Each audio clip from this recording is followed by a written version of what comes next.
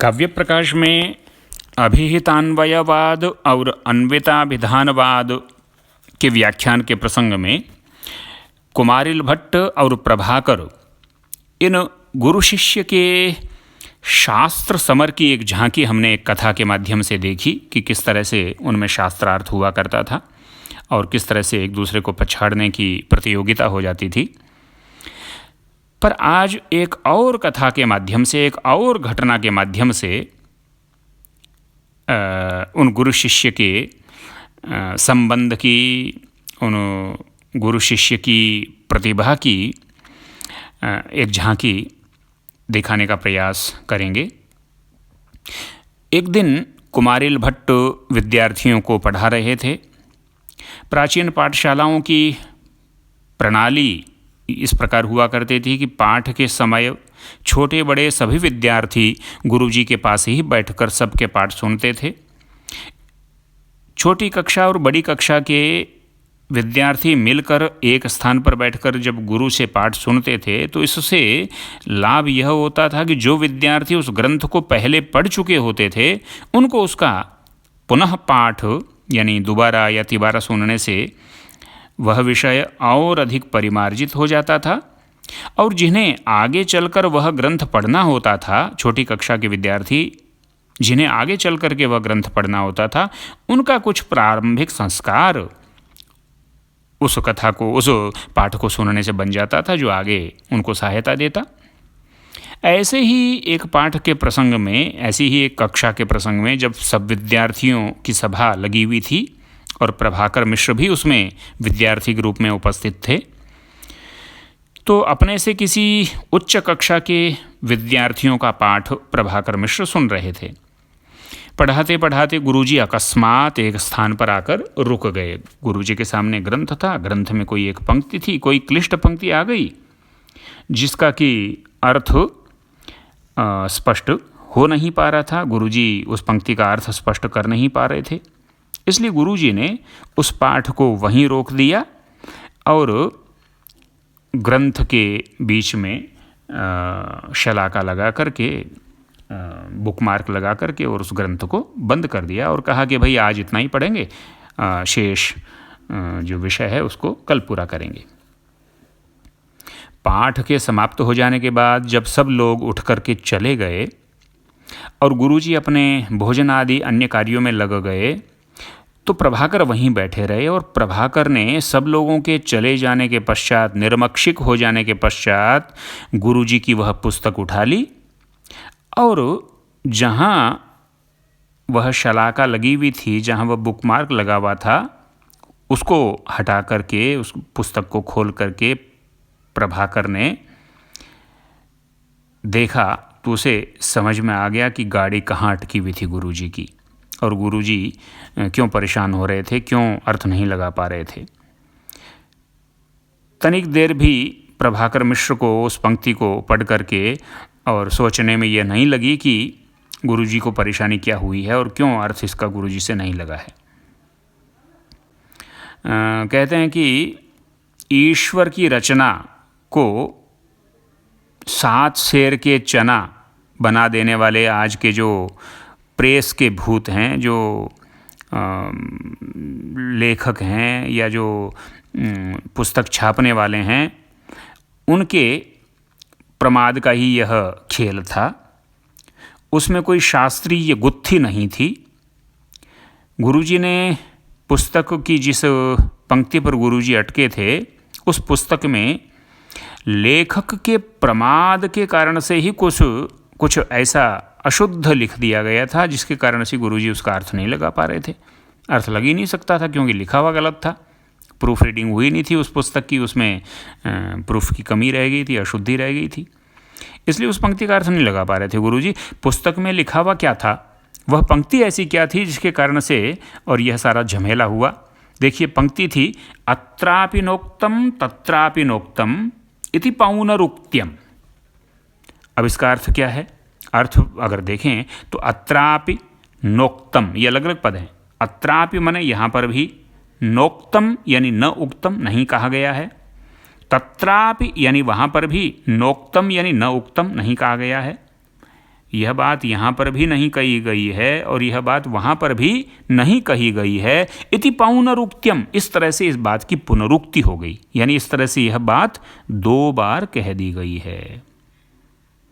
ध्यान से सुने आप, पंक्ति है अत्रापि नोक्तम तत्रापि नोक्तम इति पौनरुक्त्यम, और प्रथम दृष्टि में इस पंक्ति का अर्थ क्या निकलता है? यही अर्थ निकलता है कि यहाँ पर भी नहीं कहा गया, वहाँ पर भी नहीं कहा गया, इस तरह से पुनरुक्ति हो गई। अरे भाई, जो बात यहाँ पर भी कही नहीं गई और जो बात दूसरे स्थान पर भी कही नहीं गई है, यानी जिस बात को कहा ही नहीं गया, एक बार भी नहीं कहा गया है, तो फिर उसकी पुनरुक्ति कैसे हो गई? पुनरुक्ति तो तब होती है ना जब किसी एक ही बात को दोबारा कह दिया जाता है। यहाँ तो लिख रहे हैं कि यहाँ पर भी नहीं कहा गया, वहाँ पर भी, अत्रापि नोक्तम तत्रापि नोक्तम, नहीं कहा गया, नहीं कहा गया, तो फिर पुनरुक्ति कैसे होगी? यही बात गुरुजी को समझ में नहीं आ रही थी, यही अर्थ उनसे लग नहीं रहा था, यही समस्या बनी हुई थी कि कहाँ पुनरुक्ति कहाँ हो रही है। यहाँ एक ही बात 2 बार कहाँ कही जा रही है? यहाँ तो कही ही नहीं जा रही है, यहाँ तो लिख रहे हैं कि अत्रापि नोक्तम तत्रापि नोक्तम। प्रभाकर ने कलम उठाई और कहा कि गुरुजी की समस्या का समाधान कर देते हैं, गुरुजी के गले में जो फांस लगी हुई है उसको निकाल देते हैं। और प्रभाकर ने कलम लेकर उस पाठ को संशोधन करके इस प्रकार लिख दिया कि अत्र तु न उक्तम, वहाँ लिखा था अत्र तु नोक्तम, अत्र तु नोक्तम ऐसा लिखा था, और उन्होंने प्रभाकर ने कह दिया अत्र तु न उक्तम। तू को जो कि अत्र के साथ था, या अत्र से अलग मान लें उसको, लेकिन तू अलग था, उस तू को नोक्तम के, नोक्तम जो है उसमें संधि हुई थी, न उक्तम नोक्तम, उस संधि को तोड़ दिया प्रभाकर ने और अत्र तुना उक्तम ऐसा कर दिया। और तत्रापि नोक्तम ये जो था, इसमें तत्र को अलग कर दिया और अपि और नोक्तम को अलग करके अपि और ना को साथ कर दिया, अपिना, और उक्तम अलग रख दिया। पहले मूल पंक्ति थी अत्रापि नोक्तम तत्रापि नोक्तम इति पौनरुक्त्यम, उसका अर्थ हो गया यहाँ पर भी नहीं कहा गया, वहाँ पर भी नहीं कहा गया, इस तरह से पुनरुक्ति होगी। और अब प्रभाकर ने इसी पंक्ति को तोड़ करके संधि आदि और इस तरह से लिख दिया कि अत्र तुना उक्तम। देखिए, बदला कुछ नहीं है प्रभाकर ने, तुना उक्तम, इसको जब संधि कर देंगे तो तुनोक्तम बन जाएगा, और वहाँ मूल पंक्ति में तुनोक्तम था ही,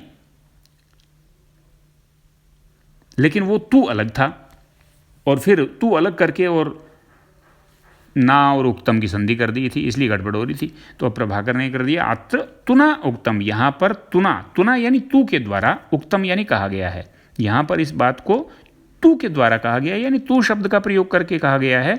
और तत्र अपिना उक्तम, वहाँ पर इस बात को अपि शब्द का प्रयोग करके कहा गया है, यानी यह यहाँ पर जो बात तुना उक्तम तू के द्वारा कही गई है, तू शब्द के प्रयोग से कही गई है, तत्र यानी वहाँ पर वही बात अपिना उक्तम, अपिना माने अपि के द्वारा, अपि शब्द का प्रयोग करके, अपि के रूप चलाओ तृतीय विभक्ति एक वचन में अपिना बन जाएगा हरिणा की तरह, ऐसी तू के रूप चलाओ तो गुरुणा की तरह तुना बन जाएगा तृतीय एक वचन में। तो यहाँ तू के द्वारा कहा गया है जो, वही बात वहाँ पर अपि के द्वारा कही गई है, यानी एक ही बात यहाँ तू के द्वारा कही गई, वही बात वहाँ अपि शब्द का प्रयोग करके कह दी गई, तो उस बात की पुनरुक्ति हुई कि नहीं? पुनरुक्ति हो गई। अब यहाँ कोई विरोध नहीं है, अब यहाँ अर्थ में कोई समस्या नहीं है, अब अर्थ ठीक बैठ रहा है कि यहाँ पर जो बात तू शब्द का प्रयोग करके कही गई, वहाँ पर वही बात अपि शब्द का प्रयोग करके कही गई, इसलिए ये एक ही बात 2 बार कह दी गई, इसलिए पुनरुक्ति हो गई। अब इस पाठ में जो पुनरुक्ति की बात समझ में नहीं आ रही थी, पाठ का संशोधन कर देने पर वह बिल्कुल स्पष्ट हो गई। प्रभाकर चुपचाप उस पुस्तक को उसी रूप में रख करके चले गए, वहीं बुकमार्क लगा करके।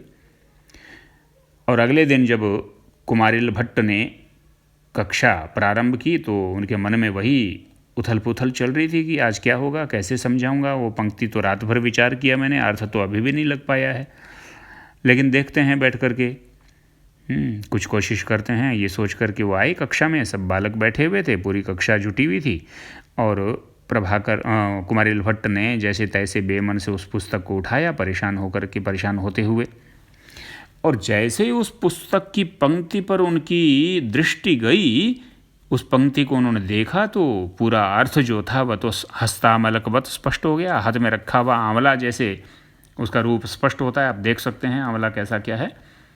तो उस पंक्ति को देखते ही और उसका अर्थ एकदम हाथ में रखे आंवले की तरह साफ हो गया। और यह समझने में भी उनको देर नहीं लगी कि यह जो कारस्तानी की है, यह जो कलम से संशोधन किया है, ये किस व्यक्ति ने किया होगा। उनको पता लग गया कि यह प्रभाकर ही कर सकता है।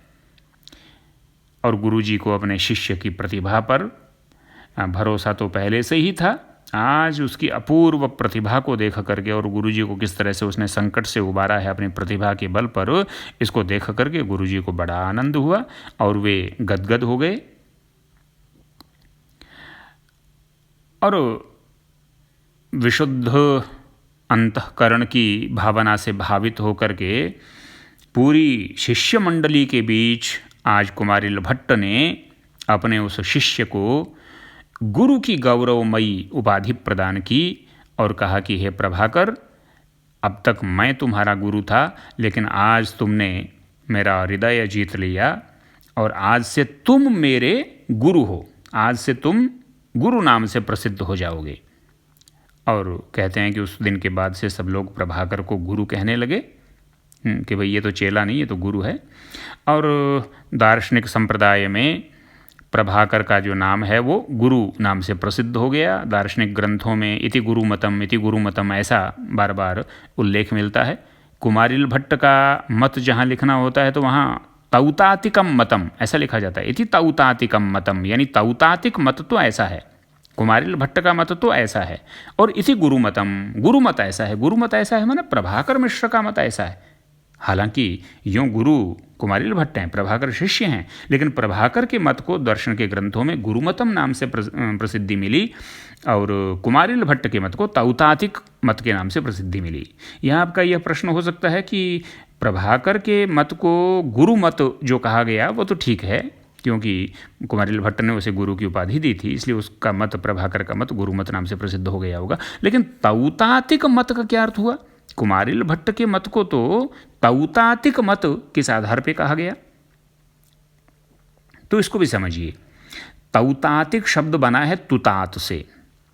तुतात में जब अण प्रत्यय वगैरह लगाएंगे तो तौतातिक, ये तद्धितांत पद बन जाएगा।